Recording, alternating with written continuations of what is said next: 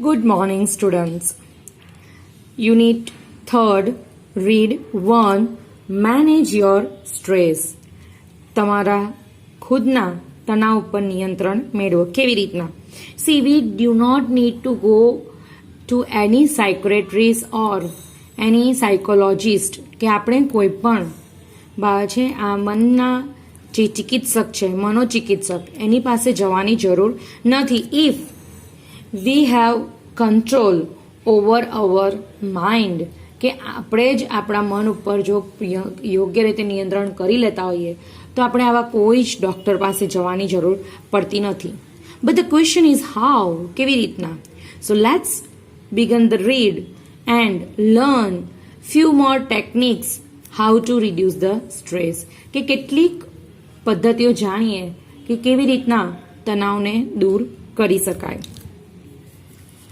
Mind, emotions and body are closely interlinked and always work together.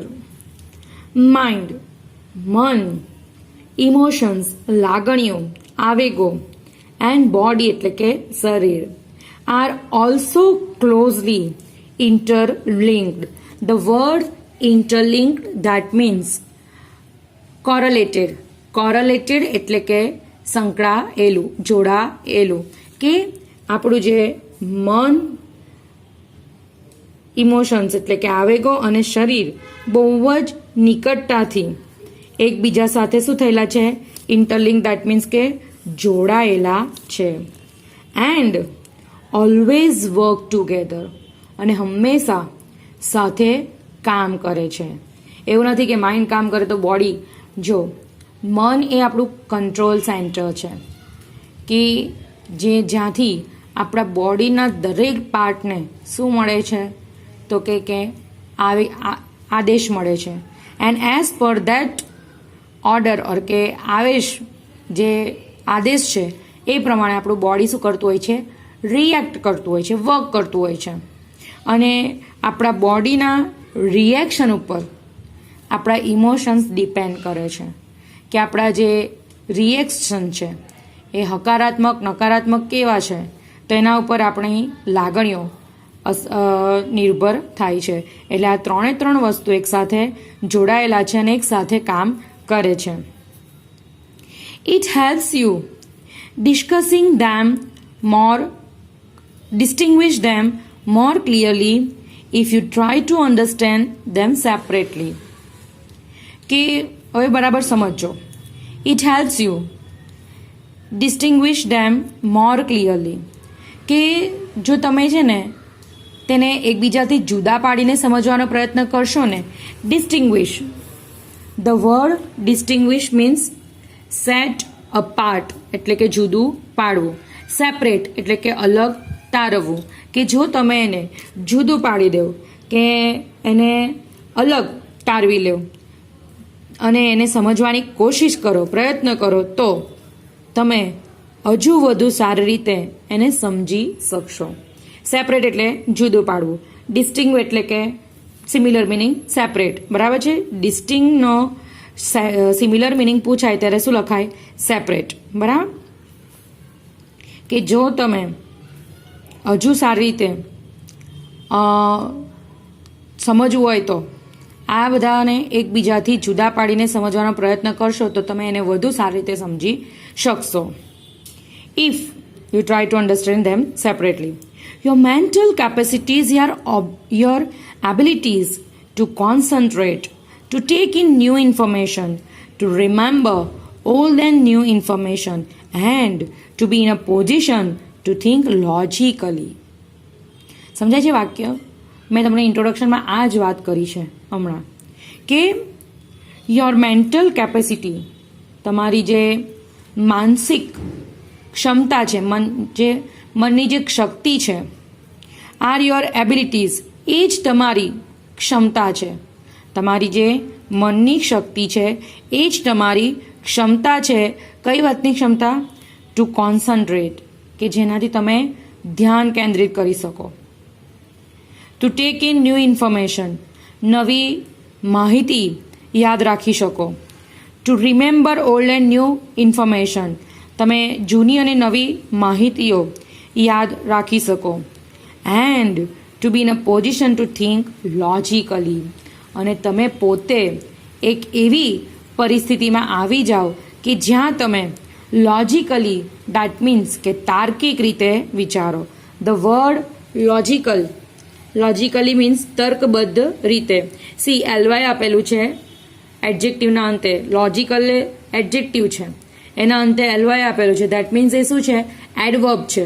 તો એડવર્બની વાક્યરચના છે, adverb વાળો શબ્દ પોતે એડવર્બ છે. તર્કબદ્ધ રીતે. અને કોન્સન્ટ્રેટ મતલબમાં એઝેમ્બલ, વિચાર અને પ્રયત્ન. ફોકસ ઓન એટલે કે વિચાર અને પ્રયત્ન એક બાબત ઉપર એકાગ્ર કરવા. છે કે આપણા વિચાર અને આપણા પ્રયત્ન કોઈ પણ એક બાબત ઉપર એકાગ્ર કરવાના. એટલે સમજો કે આપણને શું કીધું છે કે આપણી મનની જે શક્તિ છે એ જ આપણી ક્ષમતા છે કે જેનાથી આપણે ધ્યાન કેન્દ્રિત કરી શકીએ છીએ. બરાબર છે. નવી માહિતી મગજમાં લઈ શકીએ છીએ, જૂની અને નવી માહિતી યાદ રાખી શકીએ છીએ, અને એક એવી પરિસ્થિતિમાં આવીએ છીએ કે જ્યાં આપણે તાર્કિક રીતે વિચારી શકીએ છીએ. You need your mental capacity in order to study, to work, to impose a constructive and workable order on your life and to make rational day-to-day decisions.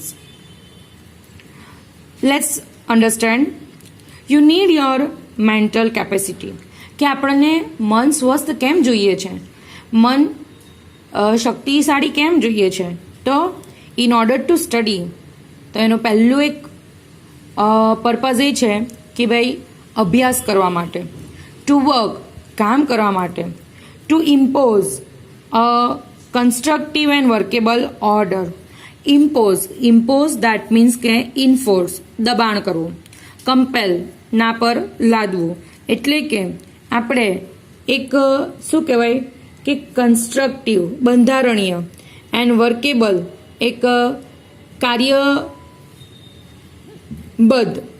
Order on your life, કે આપણે આપણા જીવનમાં,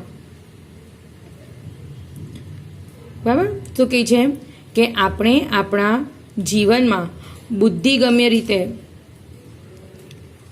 શું કહેવાય ને, and to make rational day to day decision, એટલે કે rational that means કે રિઝનેબલ, વ્યાજબી, બરાબર છે, લોજિકલ, કે આપણે આપણા જીવનમાં બરાબર છે લોજિકલ, વ્યાજબી નિર્ણયો, રોજબરોજના વ્યાજબી નિર્ણયો લઈ શકીએ. તો એના માટે આપણને આપણું મન કેવું જોઈએ છે? સ્વસ્થ જોઈએ છે. જો તમને પરીક્ષામાં ક્વેશ્ચન્સ પૂછાય છે કે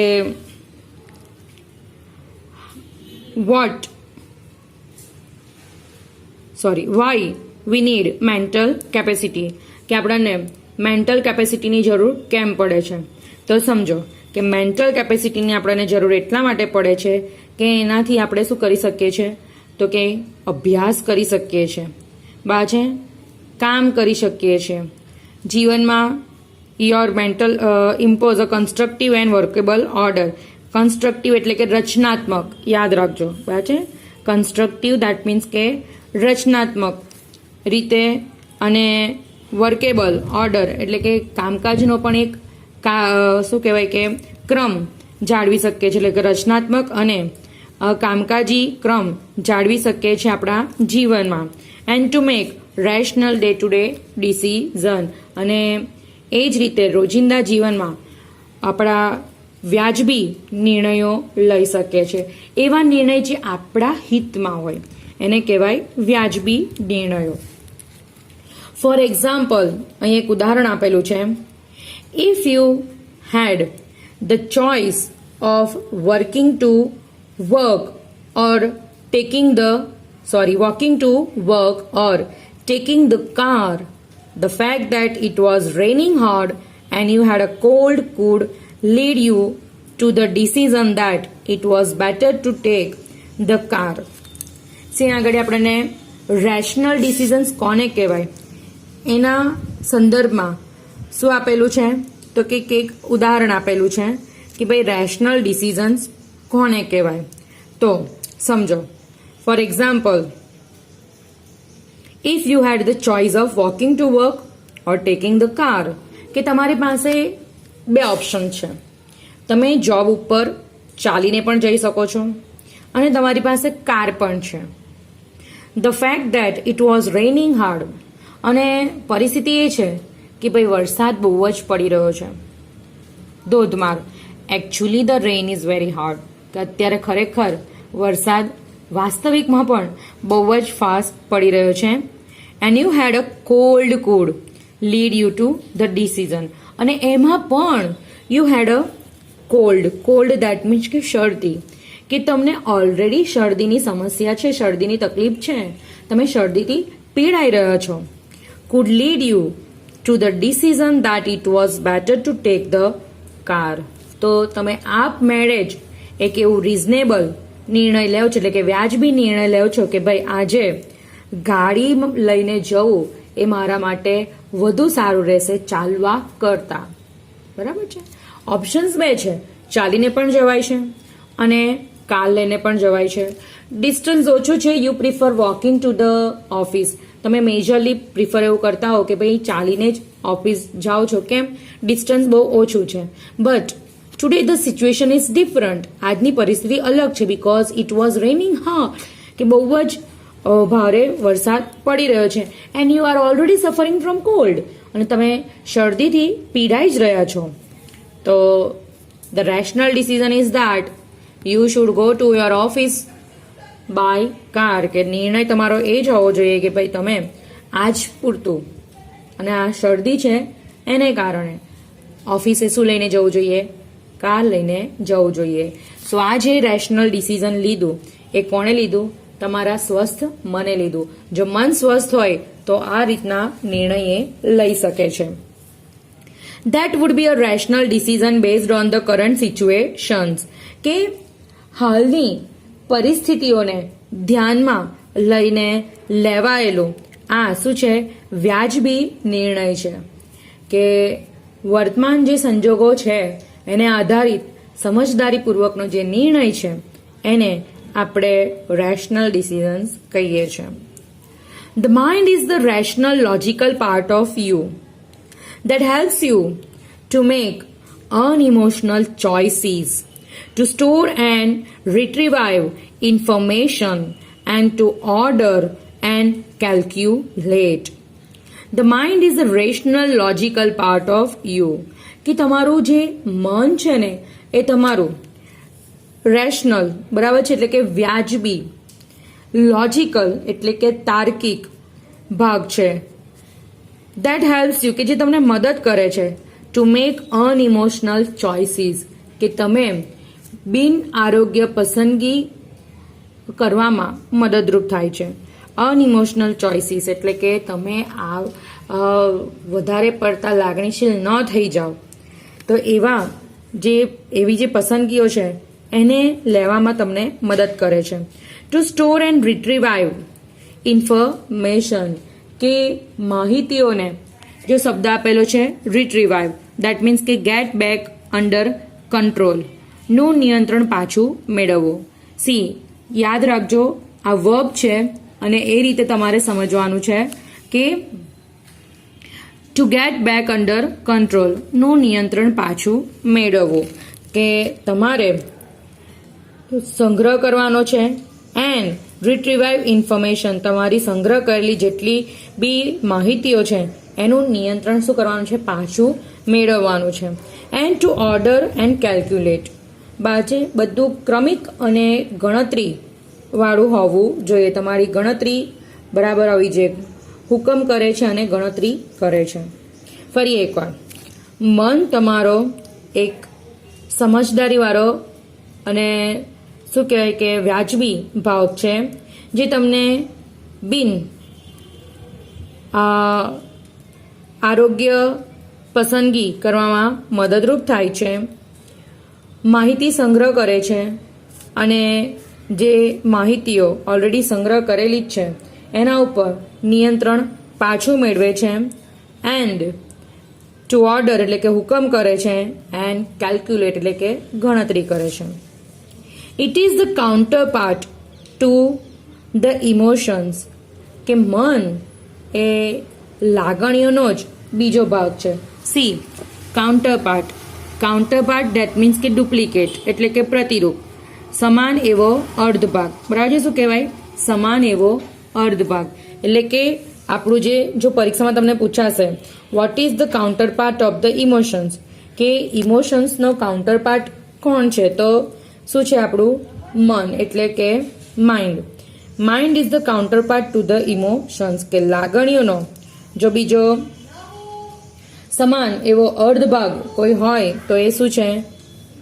ઇમોશન, મન. બાજુ mind. A good example of the interaction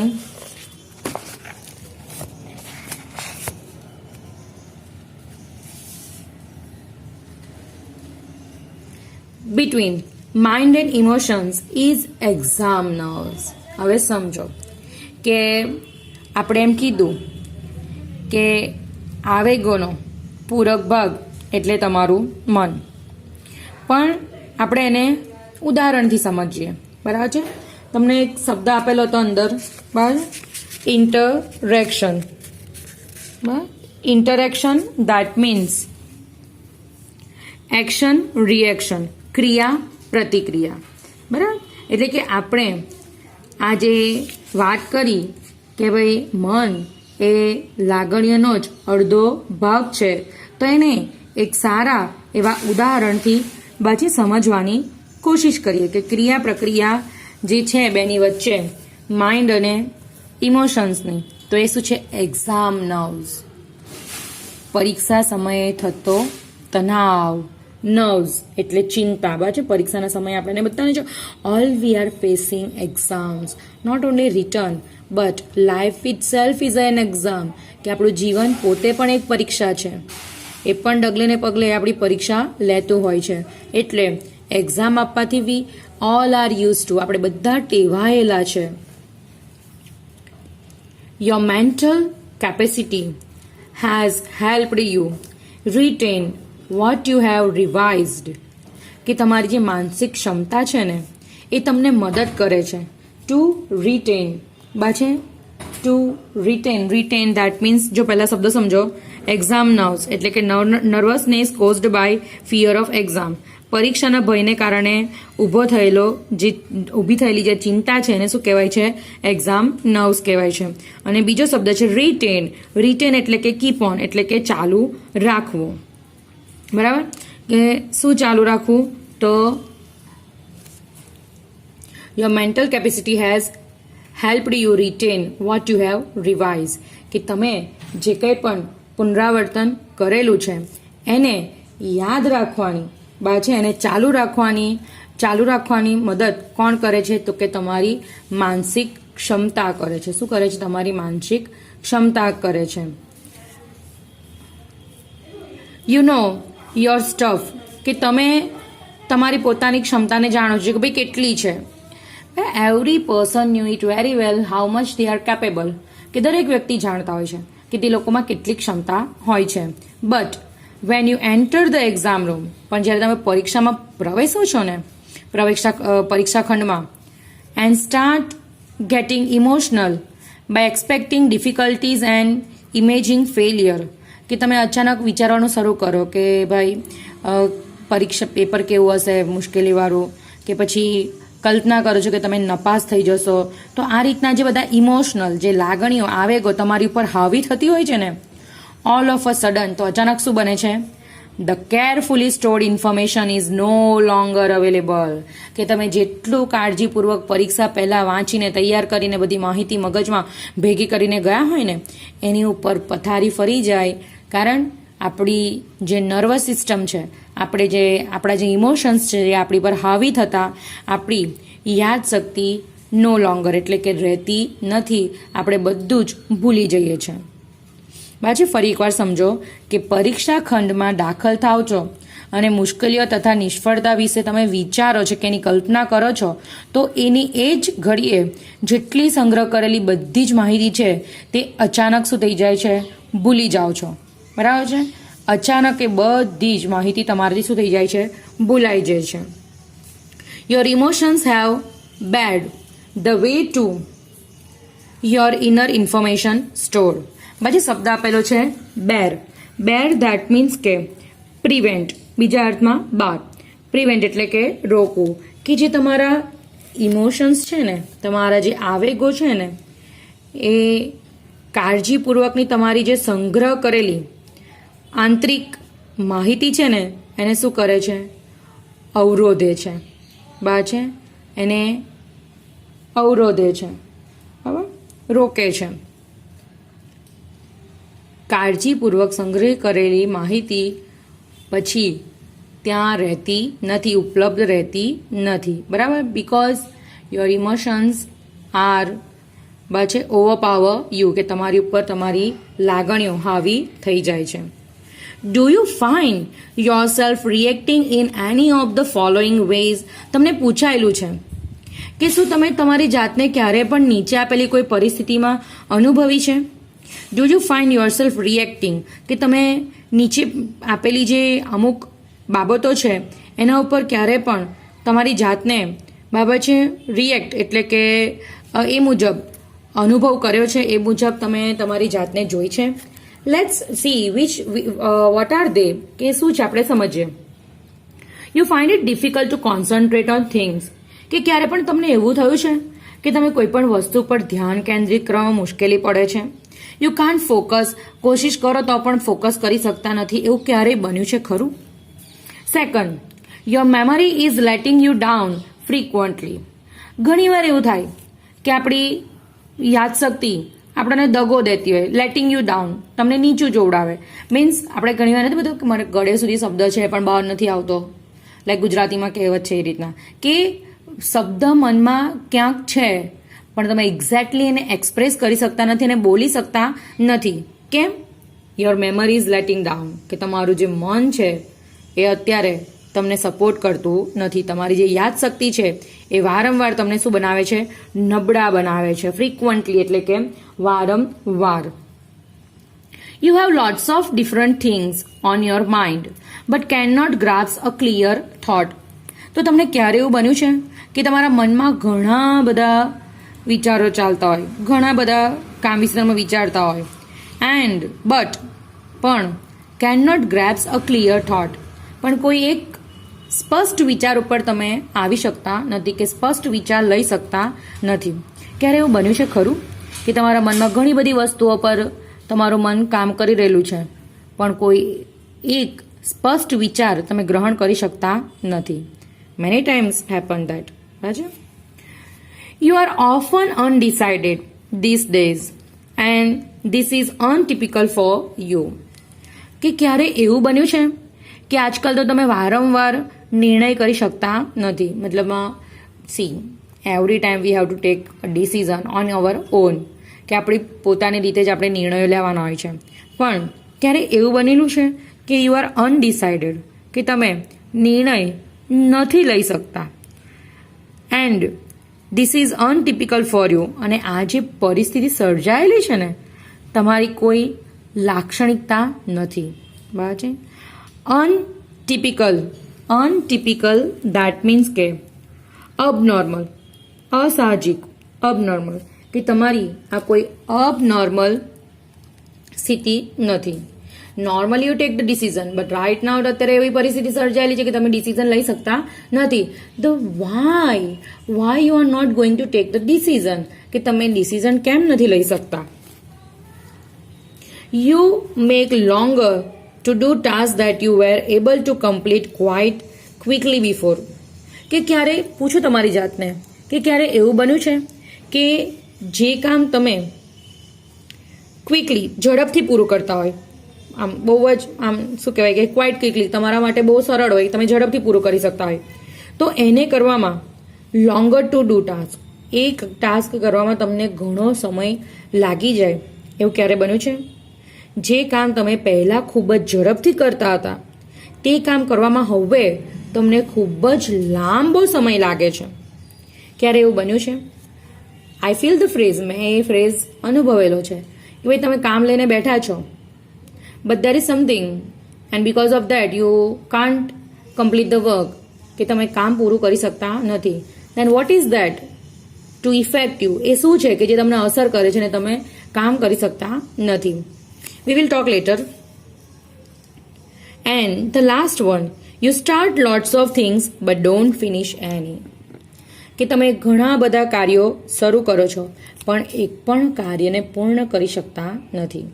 તો તમે ઘણા કાર્યો શરૂ કરો છો પણ એક પણ કામ પૂરું કરી શકતા નથી. That means you have something to be affected, કે કંઈક એવું છે કે જે તમને અસર કરે છે.